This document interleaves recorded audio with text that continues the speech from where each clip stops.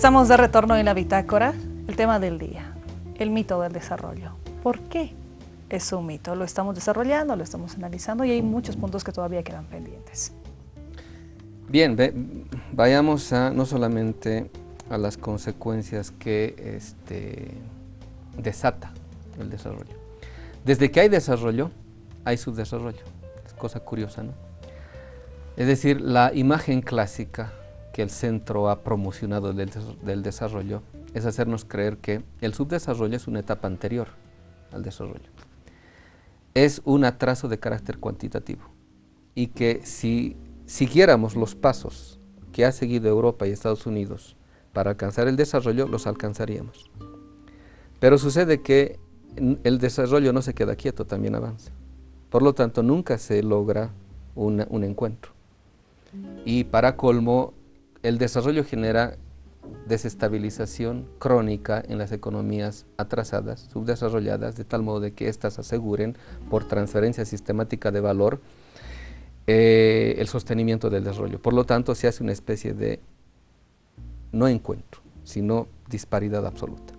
Entonces, lo curioso es lo siguiente, ¿no? Ninguna cultura anterior al mundo moderno concibe el tiempo de modo unilineal, porque para que yo conciba el desarrollo como posible, tengo que tener una concepción lineal del tiempo. El pasado está atrás y el futuro adelante. Y el pasado es malo y el futuro es bueno. Entonces eso en economía se expresa. La ganancia conseguida ayer es siempre menor a la que puedo conseguir en el futuro. Entonces, visto de este modo el tiempo, quiere decir que existe una línea en el tiempo en el cual el pasado está atrás y el futuro adelante, y me hace perseguir el futuro por una acumulación constante y sistemática de ganancias. Pero no existe, antes del mundo moderno, una concepción lineal del tiempo. Muchas culturas tienen una concepción cíclica del tiempo, por ejemplo la griega, donde es imposible la categoría de desarrollo. No existe, ni siquiera en la lengua griega, el término desarrollo. Muchas otras culturas tampoco conciben el desarrollo, porque muchas otras culturas incluso no ven el futuro como algo a lo cual apuestan, sino más bien el pasado es a lo que se quiere retornar. Por ejemplo, las culturas hebreas, árabes, etc. Le dan mucha importancia, ¿no? Además tienen como parámetro. Entonces, cuando aparece, por ejemplo, el mundo moderno, la resignificación de lo que se constituye el reino del milenio, el futuro aparece como aquello a lo cual se debe apostar y abandonar el pasado. Entonces, solo en esta lógica temporal es posible concebir el desarrollo. Entonces, lineal. En una concepción lineal del tiempo, ¿no? Entonces, ahora, por ejemplo, lo que decíamos en un programa anterior, la física cuántica está demostrando que esa es una apariencia. El tiempo lineal es una pura apariencia, porque en realidad el tiempo no es lineal. No es que el pasado esté atrás y el futuro adelante, ¿no? La tridimensionalidad del espacio también se da en el tiempo. La tridimensionalidad pasado, presente y futuro siempre está actuando en cada momento, que es el momento en el cual siempre vivimos. Pero además, a ver, veamos esto. Cosa curiosa que aparece el desarrollo y también aparece el subdesarrollo. Es decir, que el subdesarrollo es una contradicción inherente al propio desarrollo. Es decir, que el desarrollo genera subdesarrollo. El desarrollo necesita generar subdesarrollo para asegurar su desarrollo.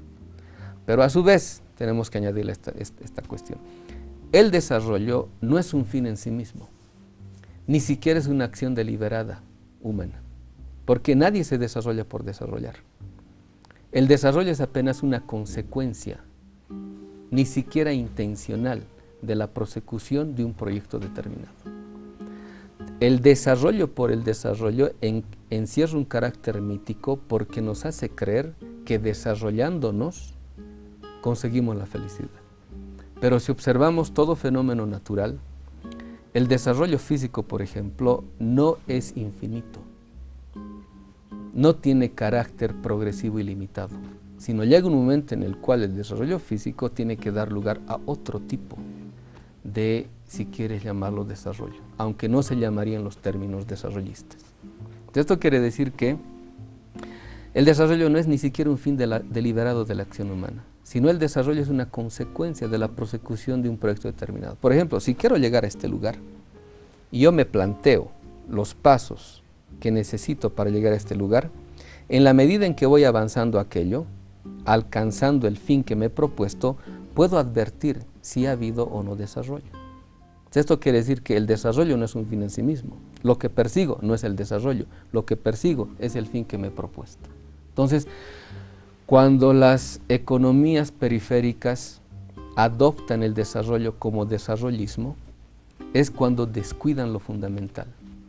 Cuando yo no tengo un fin, un proyecto determinado al cual perseguir, cualquier tipo de desarrollo se vuelve contra sí mismo. Porque lo único que hace el desarrollo en el sistema económico actual, en el sistema mundo moderno, es la transferencia sistemática de materias primas, de valor, de acumulación de ganancia, de capital, etcétera, hacia el centro del mundo.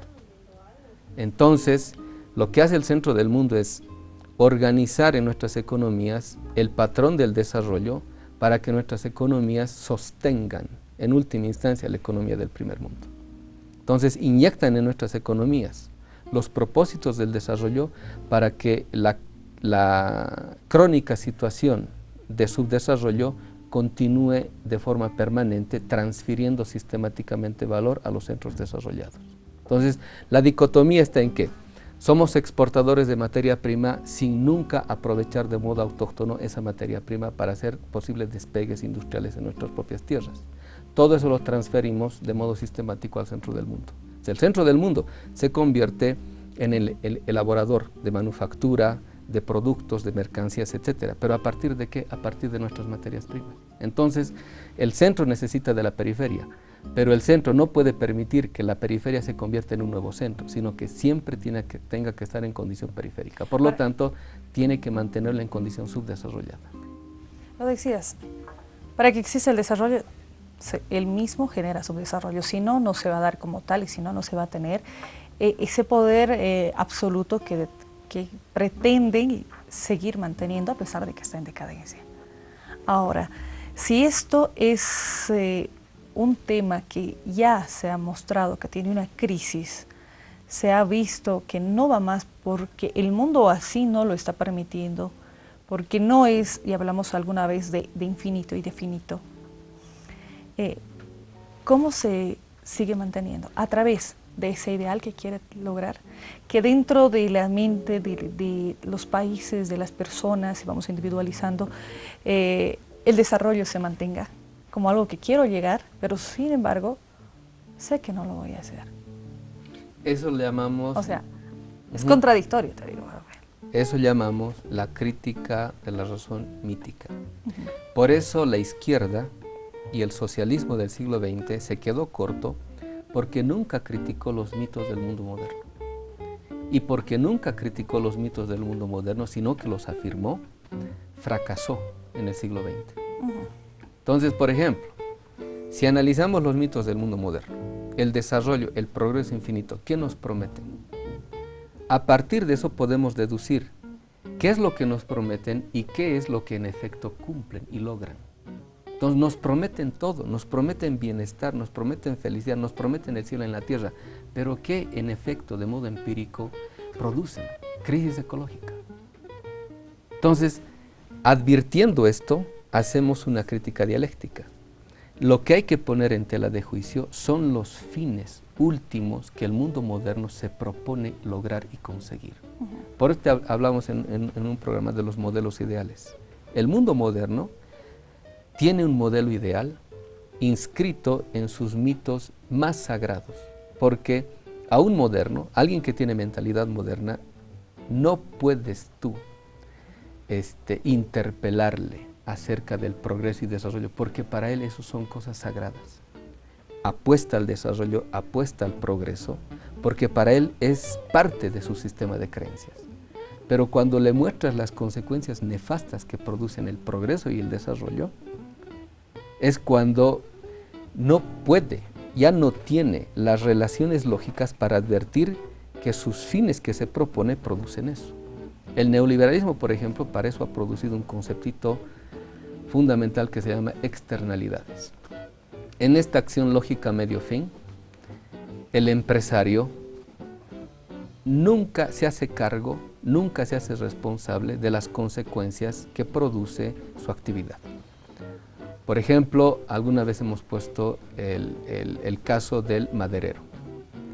El maderero solo concibe como costos de operación la tierra que tiene que arrendar, la maquinaria que tiene que usar y los salarios de sus peones. Pero nunca pone en su tabla contable cuánto le va a costar a la naturaleza reponer todo lo que le ha quitado. Entonces, si pusiera en su tabla contable todo aquello, resultaría que no es negocio. Si tendría el que pagar todo lo que le va a costar a la naturaleza reponer todos los árboles que él ha talado, no es negocio. Entonces, ¿cómo hay negocio?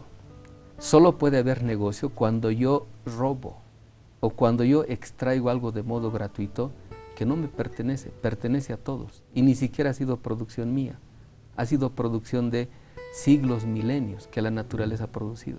Entonces, para que yo haga abstracción de todo aquello, tengo que producir una racionalidad que obvie todas estas consecuencias. El neoliberalismo le llama externalidad, es decir, yo no me hago responsable de las consecuencias que produce mi producción y mi explotación. Entonces, esta racionalidad es la que estamos poniendo en crisis. Y decimos, esta racionalidad es posible de moverse, de sostenerse, porque los mitos que la alimentan esta racionalidad, como el progreso infinito y el desarrollo, les hacen creer que todo aquello que prometen se va a cumplir. Y sin embargo, no les muestran o no les permiten advertir todas las consecuencias que esas promesas están logrando y lo que estamos viendo como crisis ecológica, planetaria, etc. Están buscando justificar algo injustificable. Esa sería la palabra. Están buscando aquello. ¿Y qué pasa? Esto nos destruye. Estamos en la bitácora, hacemos una última pausa y enseguida volvemos.